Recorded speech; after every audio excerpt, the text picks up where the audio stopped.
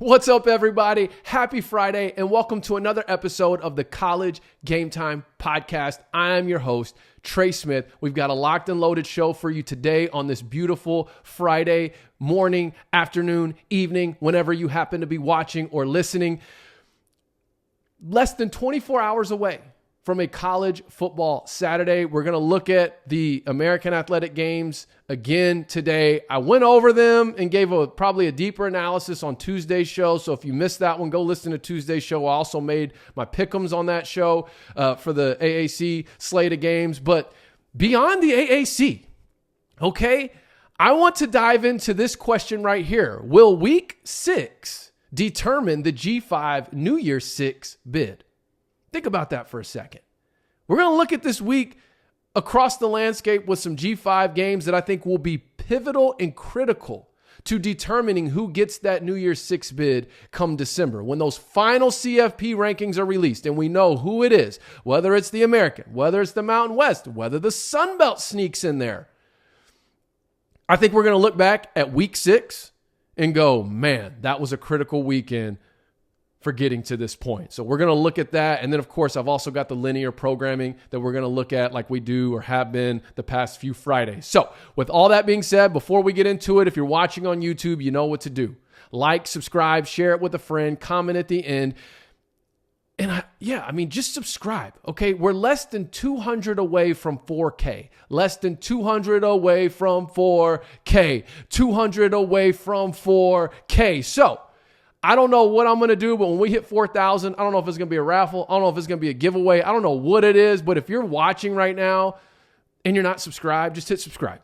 We're so close to 4,000 subscribers. We're going to get there.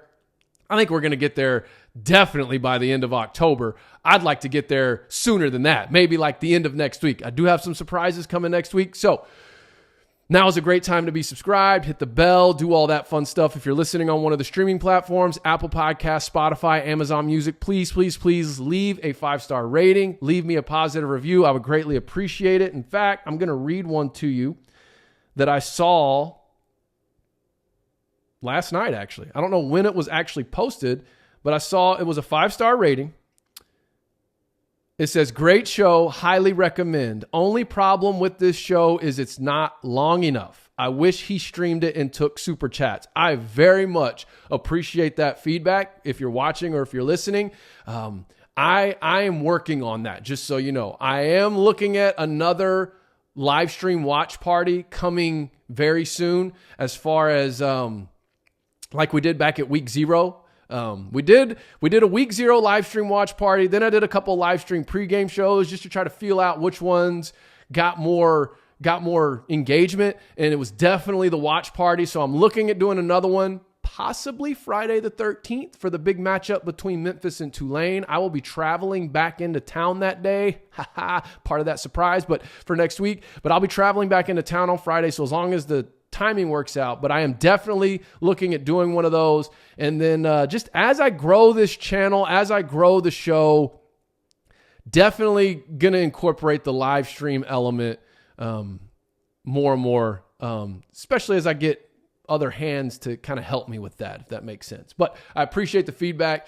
And as we continue to expand the show, we're definitely going to probably have to grow beyond just the 20 to 25 minute window I stay in Monday to Friday. I would love the next phase of this podcast to be a daily hour-long show. And then I timestamp it, so you could just kind of skip to wherever. And thanks for that feedback. Somebody gave me that feedback earlier this week about adding the timestamps. I started doing that yesterday. So hopefully that helps you be able to browse through. Shout out to the ones that you don't care what it is, you listen to the whole thing. But I'm going to work on the timestamp thing as well, so you can just kind of skip to whatever you want to hear. All right, that's enough of that. Let's get into today's. First off, I do want to talk about some G5 action that's already happened this week. Wednesday night, we had what looked to be an upset with Middle Tennessee over Jacksonville State. Jumped out to, I think, a 23-7 lead. MTSU was putting on a clinic. And then in the second half, the Fighting Rich Rodriguez's took over, ended up winning that game comfortably. Jacksonville State improved to 4-1, I believe. And then last night, Liberty, the last standing undefeated team in the Conference USA, I believe, escaped a winless team in the Conference USA, which was Sam Houston State. Sam Houston State had the ball inside Liberty's 5, 4 downs to score, seconds left on the clock, and they could not get it done. Liberty hung on, escaped the Bearcats of Sam Houston State, and they improved to 5-0. We have a 5-0, 4-1 showdown coming up on a Tuesday night. It's either next Tuesday or the Tuesday after. I'd have to look, but that might be the most watched Tuesday night college football game of the season with Liberty versus Jacksonville State. If you're a G5 football fan, or you like, maybe you're an American fan or a Mountain West fan, and you just like keeping a pulse on what's happening across the landscape, particularly as it, could have impacts on that New Year's 6 bid, that's something to keep an eye on. All right, linear coverage for week 6. We've got the American Conference. Really, every conference has 2 linear games this week, except for the Conference USA. All 4 of theirs were on linear coverage, but they were all 4 on Wednesday and Thursday night. So take that into consideration. But the Sun Belt, the MAC, the Mountain West, and the American all have 2 linear games this week. I'd say the biggest one of the weekend is on prime time tomorrow night, and that will be Fresno State at Wyoming, which is that one on Fox? I don't have that in front of me, but I think it's on Fox. That's going to be a big game. In fact, that kind of leads me to my main talking point for today's episode is, will week 6 determine the New Year's 6? Mainly for the G5 bid. Because we've got a couple of games that it's not just the results of those specific games, but how much the results of those specific games could impact the rest of the field. Okay, and the 2 games I'm referring to are Fresno at Wyoming and then Marshall at NC State. And then we've got Tulane, Memphis, and Air Force all on a bye week. I actually think James Madison is on a bye week, even though they're ineligible right now. But we had that whole conversation yesterday as they have an attorney general who is lobbying the NCAA to lift that ineligibility, or that kind of waive the 2-year transitional window that's making them ineligible. And then to clarify, for some of you that had commented on yesterday's video about JMU and the conference championship, it doesn't ban them from that. Well, apparently the Sun Belt Conference doesn't allow bowl ineligible teams to play in the conference championship, and that is why they were not able to play in last year's, and that they wouldn't be allowed to play in this year's if they were to win out and win their division. So, that being said, Fresno at Wyoming. If you look at Fresno State's schedule, there's not too many losses with the way this team is playing and who they've already beat. Remember, they've got 2 Power 5 victories under their belt already. They're undefeated in conference play. They're undefeated, period. And if you look at the way their schedule plays out, there's not a lot of losses that I'm counting. And this is a team who's in control of their own destiny right now. So if you're a fan of the American Conference, this is the team you're watching, right? The American is obviously on a pretty substantial winning streak right now, or I should say not winning streak, but on a streak for getting that New Year's 6 bid, that it's in jeopardy right now. Fresno needs to lose at least a game. I feel like if Fresno State loses a game in the regular season, and either Memphis or Tulane can win out, Tulane, I think, has the better case because their non-conference loss, or their one loss, was to Ole Miss, but they played with a backup quarterback. And the playoff committee takes that into consideration. Now, Memphis's one loss is also to an SEC team. And it's an SEC team that's undefeated right now. So we'll kind of have to watch how Ole Miss and Mizzou's seasons continue to play out. But I think that both of those losses, or the losses for both Tulane and Memphis, are very quality. Whereas if Fresno were to drop a game, now they still have 2 Power 5 wins.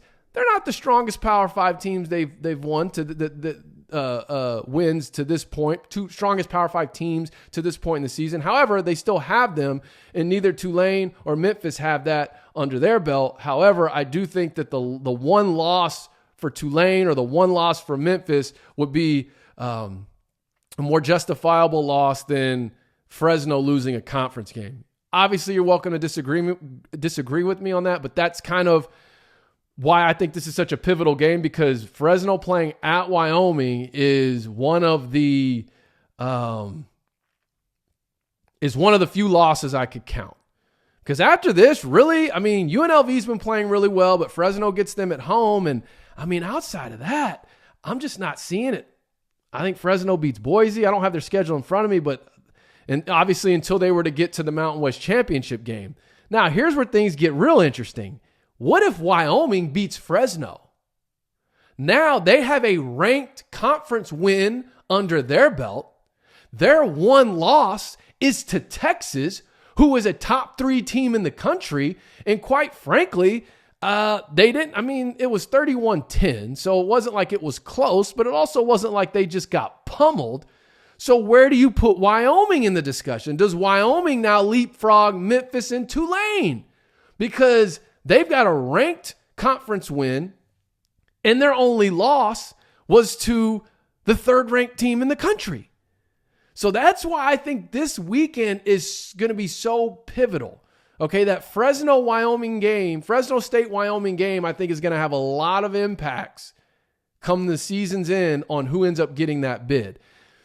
Meanwhile, you got Tulane and Memphis both on bye weeks getting ready for their matchup on Friday. To me, the American Athletic Conference's only hope of getting the New Year's Six bid this year is that the winner of Tulane and Memphis wins out, and that they are a 12-1 conference champion, with that one loss being to an SEC team. And to really help their case, they need Ole Miss and Mizzou, depending on which team wins that matchup, to continue winning games.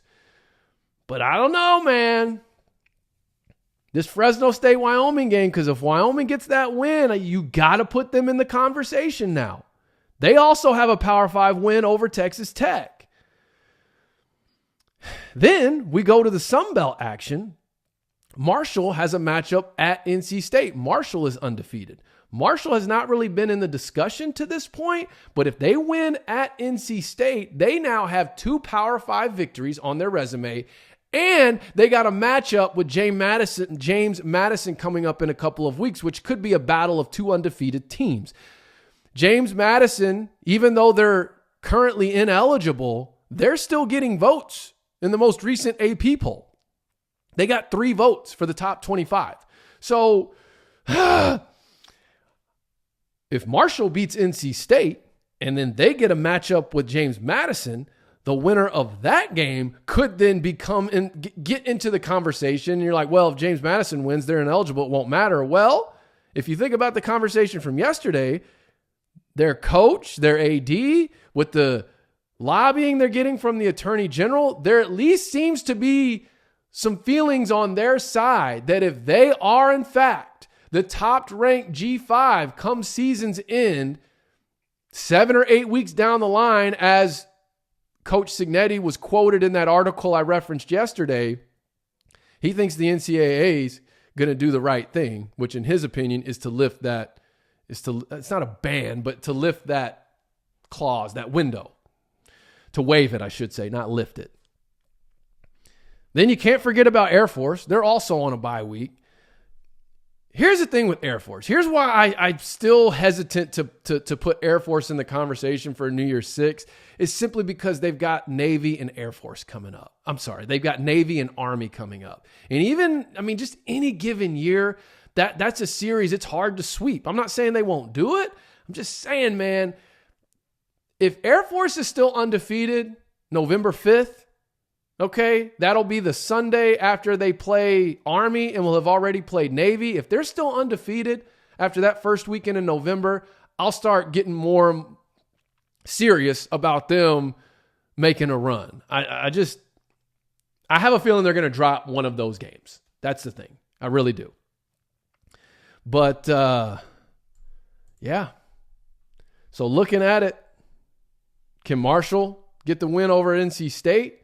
And if they get the win over NC State, that raises the stakes over their matchup with James Madison. And then, of course, Fresno and Wyoming. Can Fresno keep the thing rolling? If they get the victory here, I'd say their biggest roadblock from now to the Mountain West Conference Championship game is UNLV, and they've got that game at home. So, y'all let me know your thoughts on this because it's starting to heat up. This is where it gets fun, watching it as it plays out. And then, is there a scenario where another American Conference team that I'm not taking into consideration, like a South Florida or an SMU, could get themselves into the conversation? Now, they would need a lot of help because both of those teams have 2 losses, or even Tulsa, because they have 2 losses to 2 Power 5 teams. I think at this point, as we're at week 6, the halfway point of the regular season, the American Conference's only hope of a New Year's 6 bid is that the winner of Tulane-Memphis wins out, goes on a run. Otherwise, it's looking like it's going to be the Mountain West with like a possibility of the Sun Belt Conference. But I think,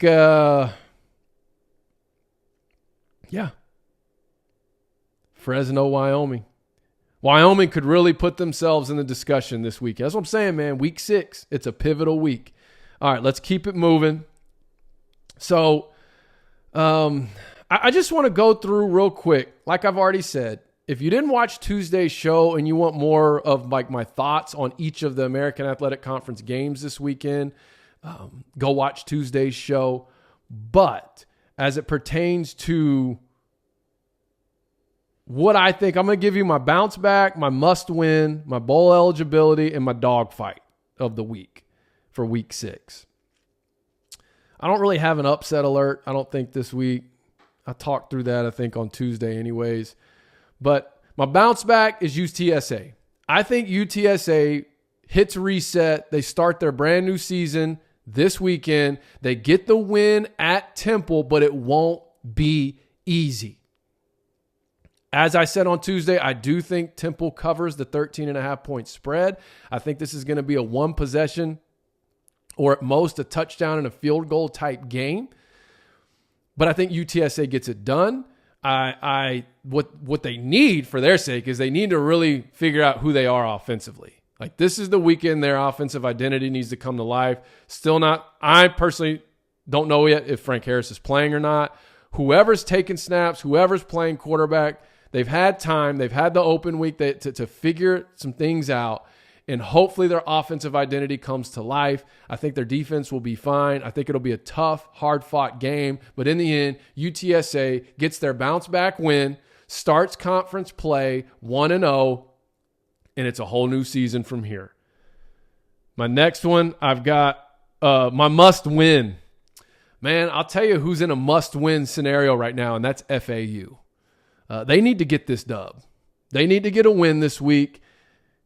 Kind of like UTSA in a sense.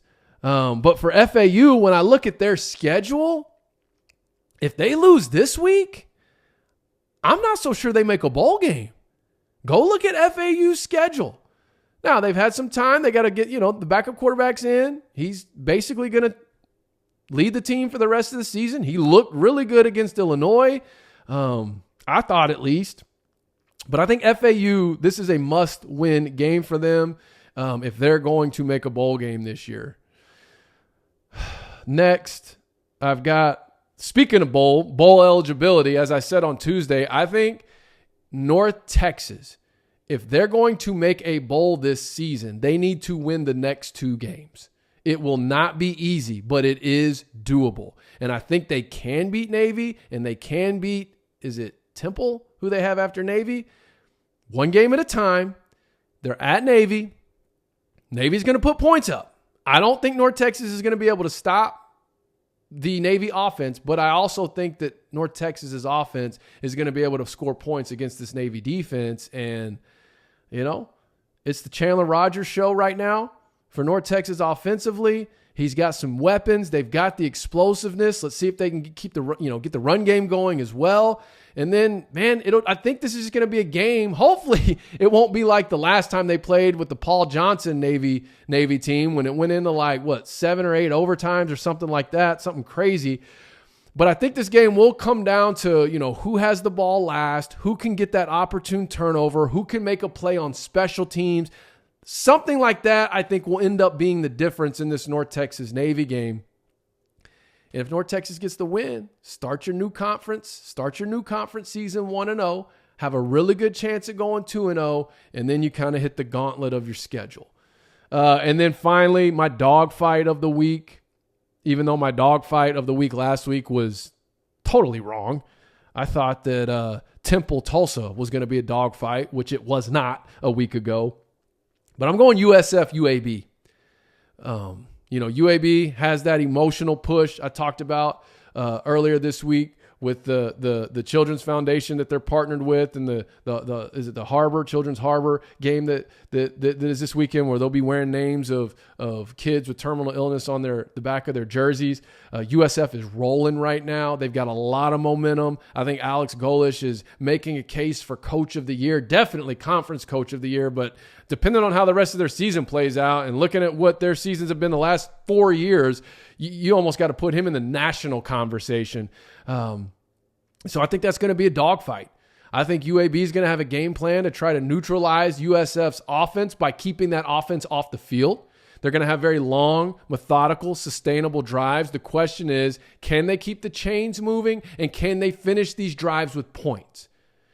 If UAB is able to execute what I believe their game plan is going to be, which is to keep USF's offense off the field, and they can finish it with points, they're going to have a chance to win the game.